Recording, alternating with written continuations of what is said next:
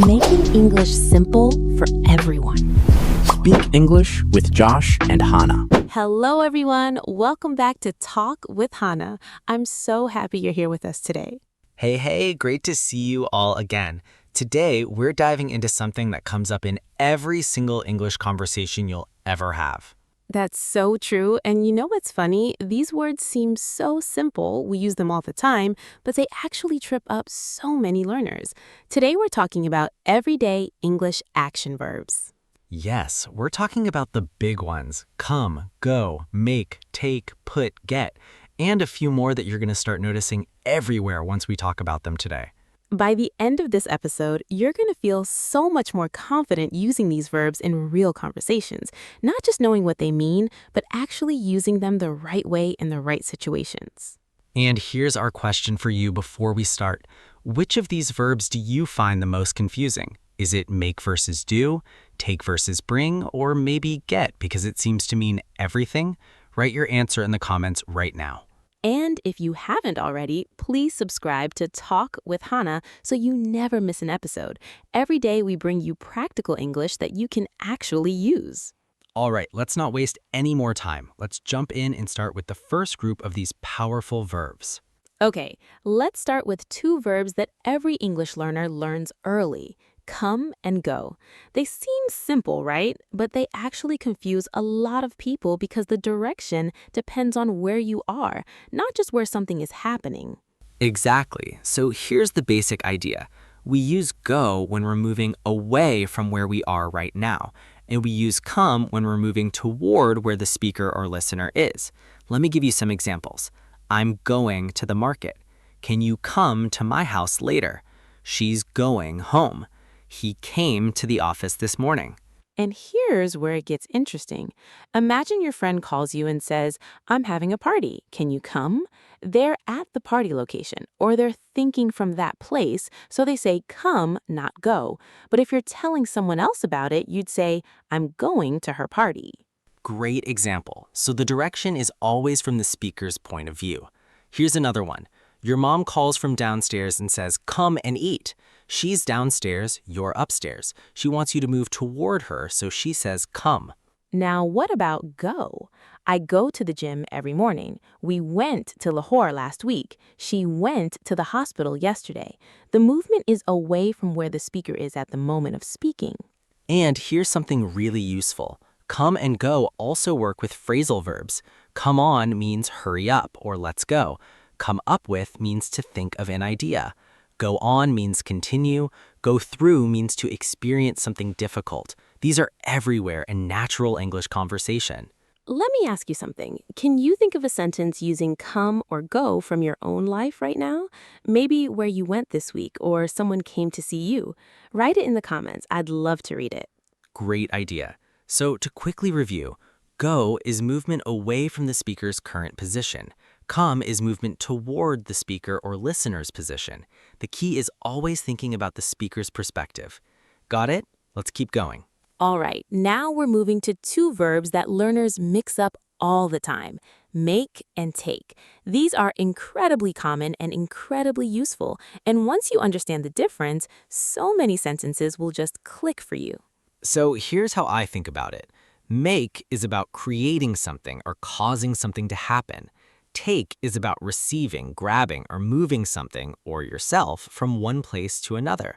Simple rule, but let's see it in action. Okay, make first. Can you make some tea? You're creating the tea. She made a mistake. She caused the mistake to happen. Let's make a plan. We're creating a plan. He made me laugh. He caused the laughing. See the pattern? With make, something comes into existence or something is caused. And now take. Take this bag with you. You're picking it up and moving it. She took a photo. She received or captured the photo. He took the bus to work. He used the bus to move himself. Can you take a look at this? You're directing your attention, your eyes, to something. But here's where it gets a little tricky. Some expressions are just fixed. You have to memorize whether it's make or take. For example, we say take a shower, not make a shower. We say make a decision, not take a decision. Well, actually, in some British English, you can say take a decision, but in American English, it's usually make. Yes, and we say take a break, take a nap, take a chance, all take. But we say make an effort, make a noise, make progress, all make. These are called collocations, words that just go together naturally. The more you listen and read English, the more natural these will feel. Here's a little trick I love. If you can touch it, move it, or use it to move yourself, it's often take. If you're building, creating, or causing something, it's often make. Not a perfect rule, but it helps a lot. Now, I want you to try something. Write one sentence with make and one with take in the comments. Use something from your real life, your morning routine, your job, your studies. Show us what you've got. Okay, let's keep the energy up and move to our next power verb, det. Okay, so here's a verb that I think is secretly the most powerful verb in English, get. It can mean so many different things depending on how you use it. And once you understand it, your English is going to sound so much more natural. Oh, get is a big one. Let me just run through some of its main meanings. I get it means I understand. Can you get some bread means can you buy or bring some bread. She got angry means she became angry. He got a promotion means he received a promotion. We need to get going means we need to start moving. One word, so many meanings. And the key with get is it's very informal and natural. Native speakers use get constantly instead of more formal words. Instead of I received a message, they say I got a message. Instead of she became tired, they say she got tired. It sounds much more natural in everyday speech. And then there's put. Put is about placing something somewhere. Put the keys on the table. She put her phone away. Can you put this in the fridge? The movement is very specific. You're moving an object to a location and leaving it there. That's the heart of put. But put also has amazing phrasal verbs. Put up with means to tolerate, like I can't put up with this noise anymore. Put off means to delay. Don't put off your English practice. Put on means to wear. Put on your jacket, it's cold. These are all really common in everyday conversation. And let's quickly mention two more. Bring and keep. Bring is like come, you move something toward the speaker. Bring me that book. Keep means to continue having or doing something. Keep practicing. Keep the change. She kept her promise. These small verbs do so much heavy lifting in English. Okay, here's a challenge for our listeners. Choose any verb from today, get, put, bring, or keep, and use it in a sentence that describes something from your day. Write it in the comments and let's see how creative you can get. Remember, there are no wrong answers here, only good practice. Love it. So, to review this section, get is flexible and informal, covering understanding, becoming, and receiving. Put is about placing with intention.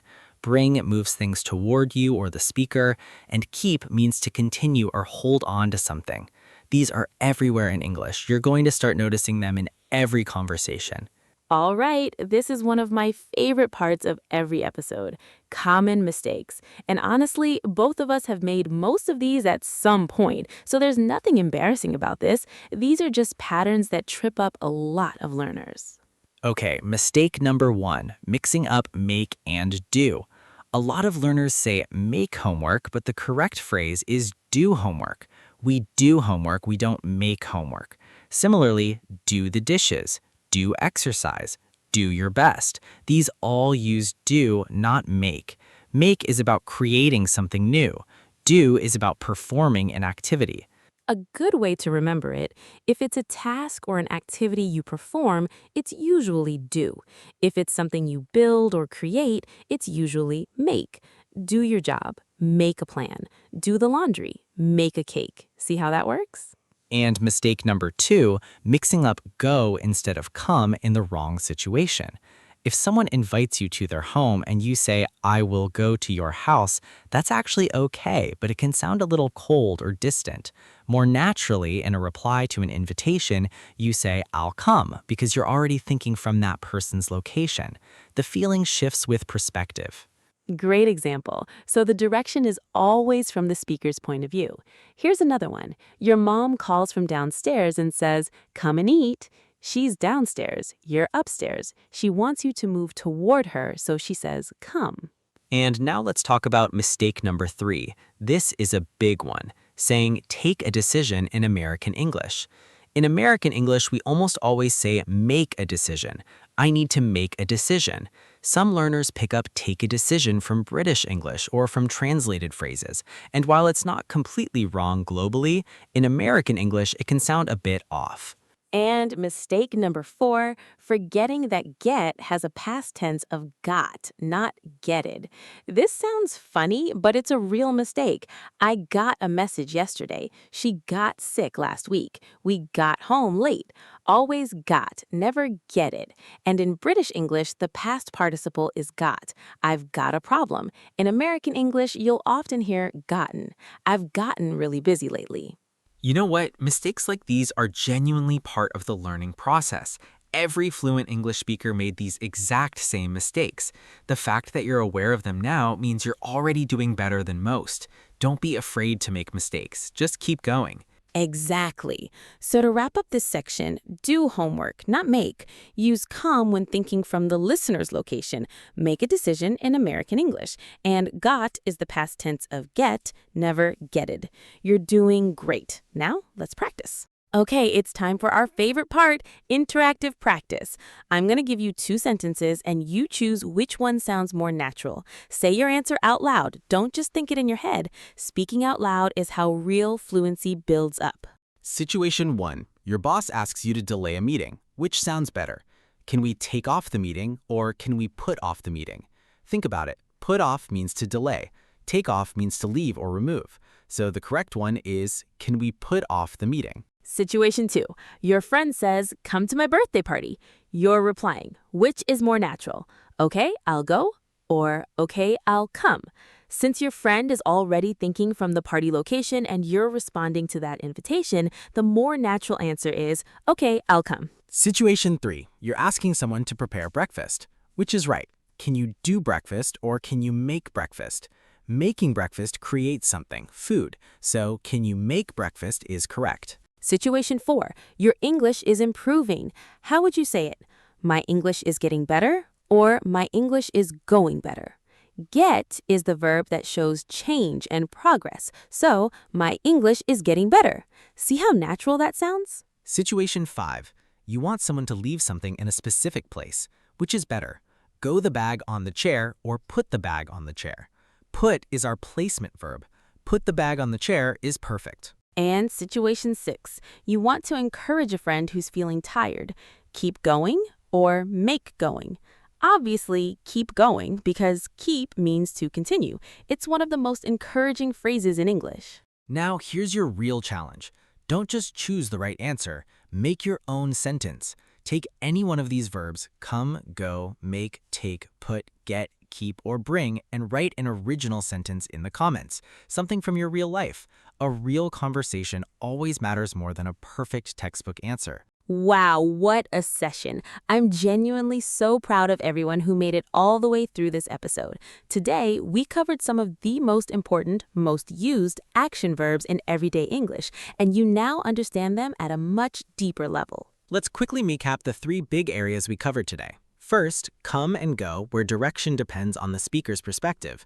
Second, make and take, where make is about creating and causing, and take is about receiving, moving, or using. And third, get, put, bring, and keep, each with their own unique functions and some incredible phrasal verbs attached to them. Here's what I want you to remember most from today. These verbs are not complicated. They just need practice. Every time you use one correctly in real conversation, your brain gets a little more comfortable with it. It's like building a muscle, one sentence at a time. So here's my reflective question for you. After today's episode, which verb do you feel most confident about now, and which one do you want to practice more?